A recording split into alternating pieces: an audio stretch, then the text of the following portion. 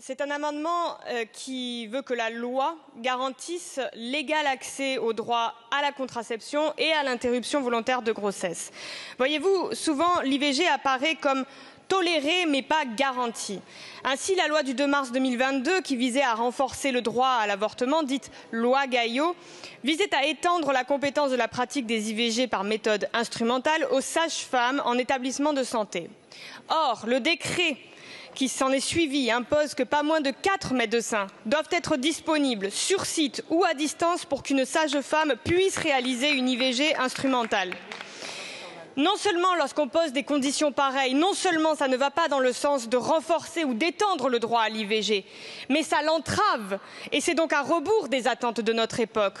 Aujourd'hui, nous discutons d'inscrire le droit à l'IVG dans la Constitution et il y a une volonté de nombreux parlementaires et de nombreux groupes qui s'expriment dans ce sens. Pour que l'égal accès au droit à la contraception et à l'IVG soit effectif, nous devons aussi acter le principe de non-régression. Gravé dans le marbre de la Constitution, c'est gravé pour de bon, sans renonciation. C'est un acte franc, clair, résolu. Limiter ou réduire le droit à l'IVG revient à ne pas garantir ce droit. On ne dispose pas de son corps à moitié. Il s'agit ici d'entériner, de consacrer le droit à l'IVG et à la contraception.